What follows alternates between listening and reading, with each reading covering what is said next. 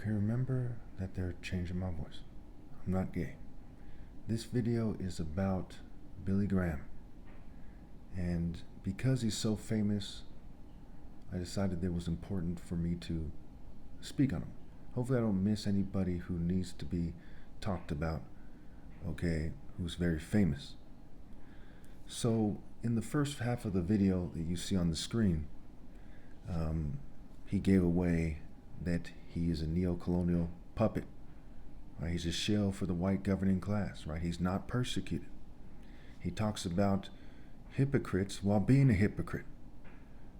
He uses a kind of white privilege scale in regards to what's sin and what isn't. For example, in Nazi Germany, the preachers might have preached that following Hitler magically wasn't a sin, right?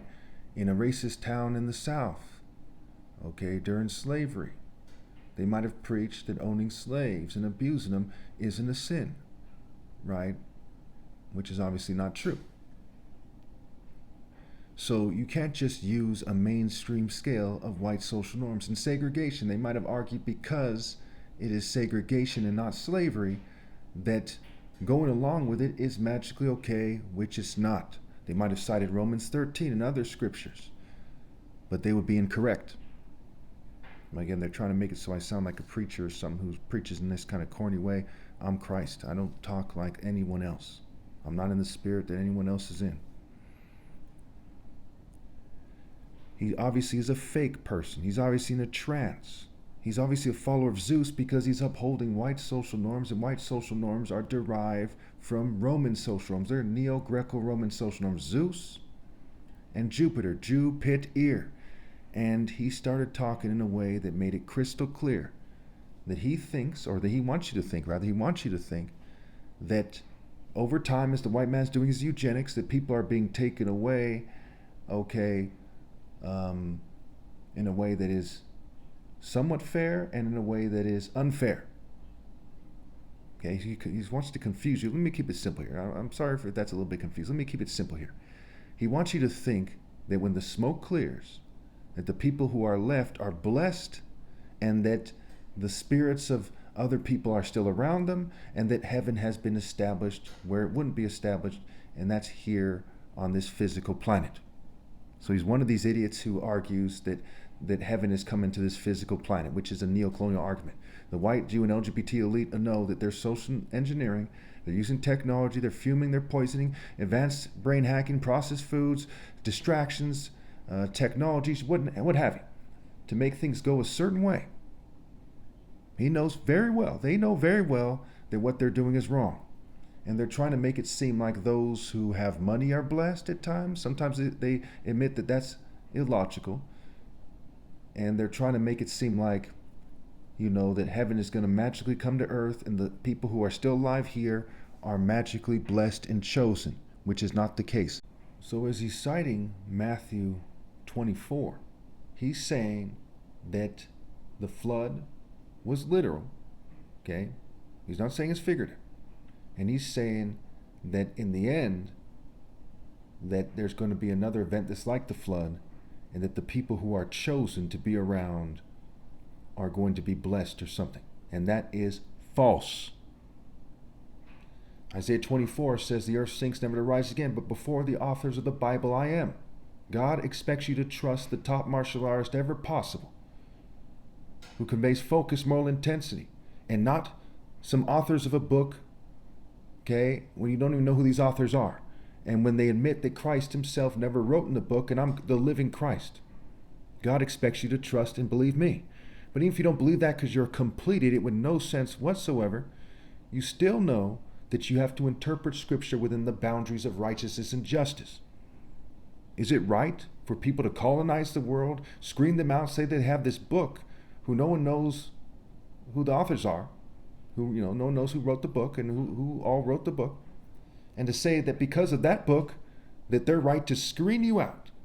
And some of them say, hey, I feel the same way as you, why they're trying to leverage their white privilege to be there in the end, to have their family there in the end, why everyone else is screened out, to leverage their behind-the-scenes connections. It's not what you know, it's who you know kind of thing. And to then say, hey, the smoke is now cleared. Destiny has been manifested, it's been realized, and we are magically chosen with our offspring to be here communing with the spirits of the righteous who died so that our flesh and offspring's flesh could be here. The people who are doing that are scum. The people who are arguing that are scum.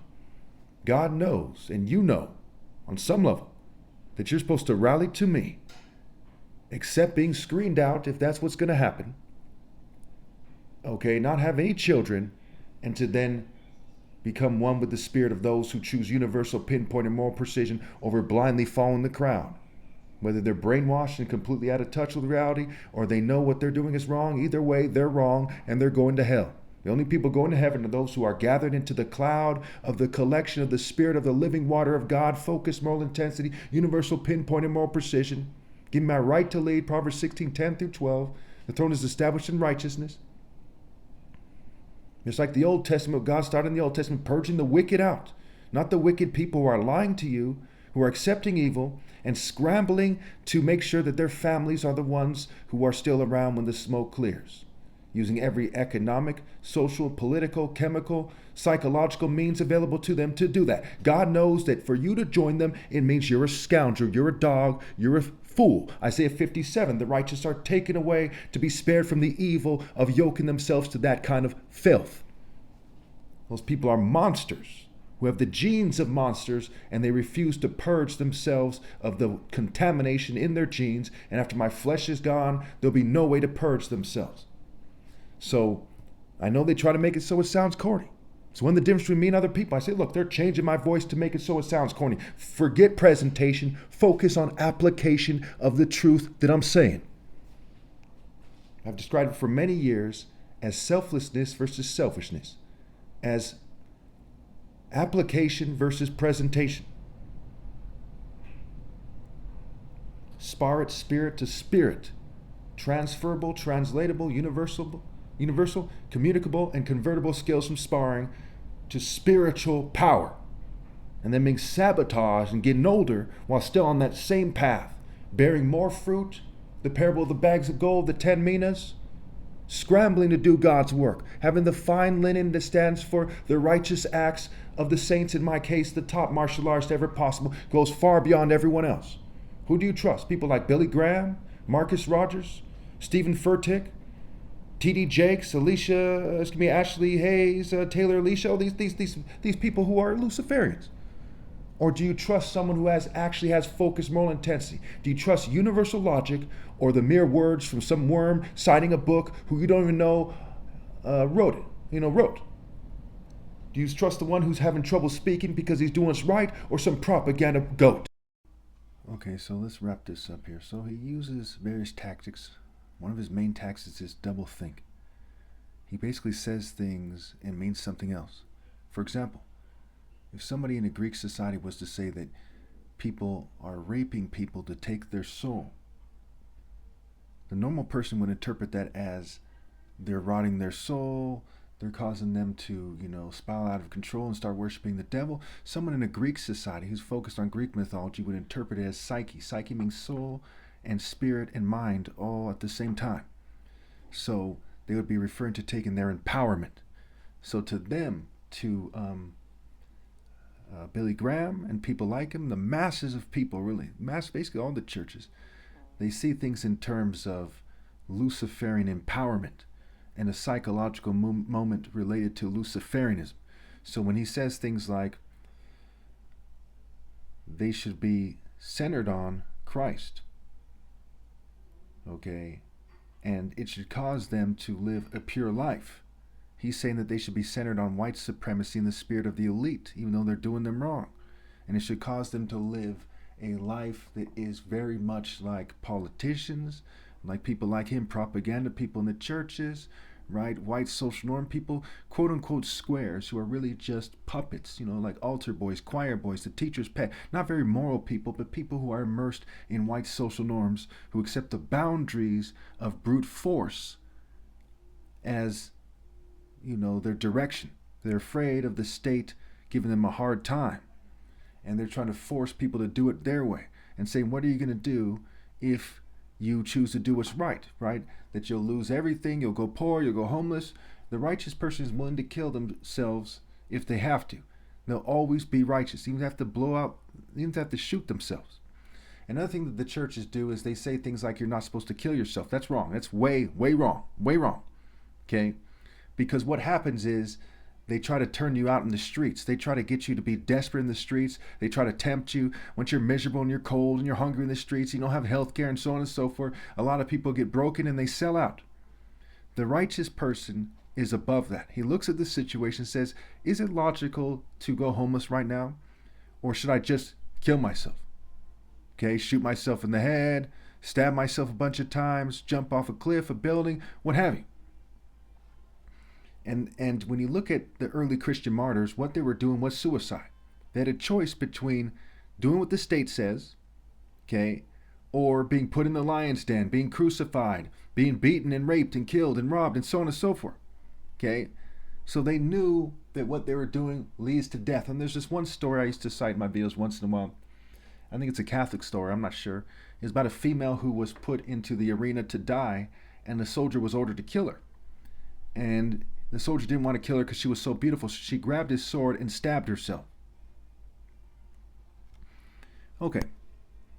So he also says things like, again, it's the double think. He says, not by works, but by faith. What is he saying? What is he really saying? You hear a lot of white people saying things like maybe they're police officers, Freemasons. They say things like, quote unquote, what do you think I'm telling you?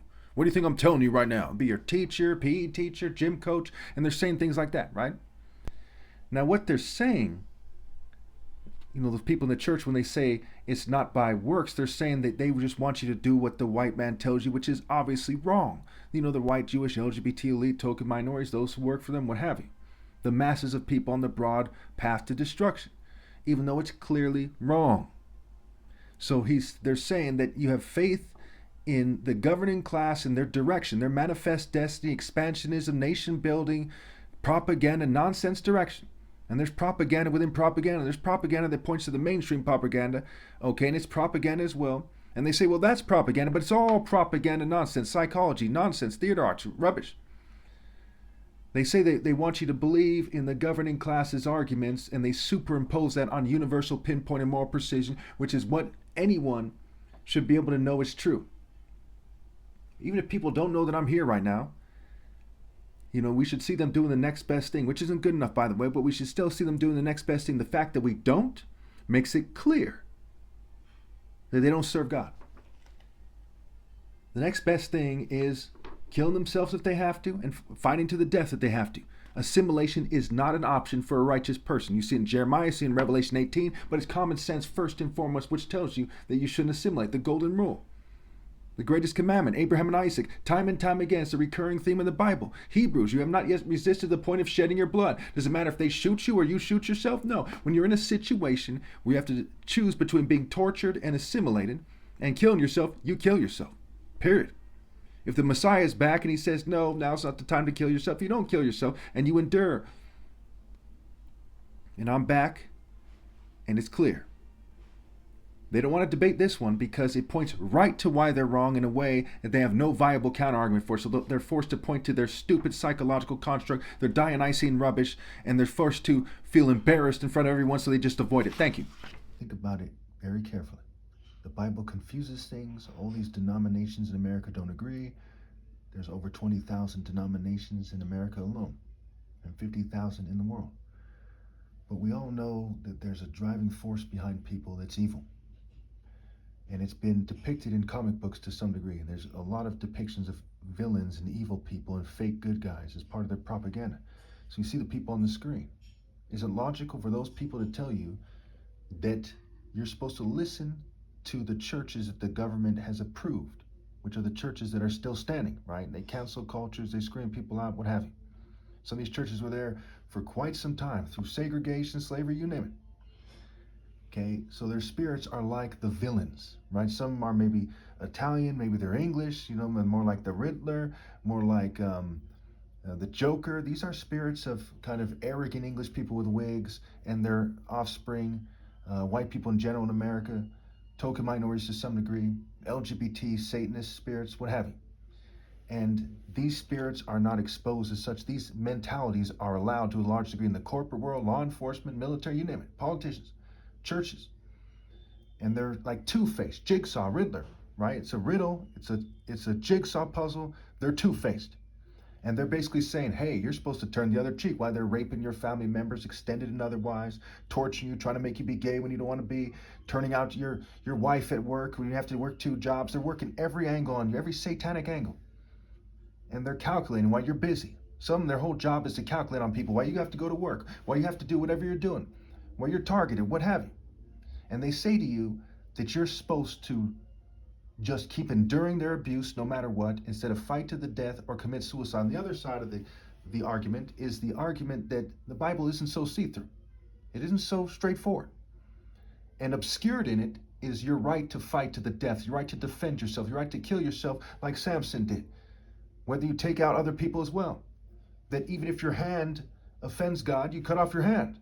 If your flesh offends God, you cut off your flesh. Rather than offend God, you should cut off your whole body. It's better that your flesh is killed than your soul. That's the other argument. But they're downplaying it. They say, well, he's a terrorist or something. You can call it what you want. But I'm right. And if you call it the wrong thing, then you're even more wrong. And it should be that much more obvious to people.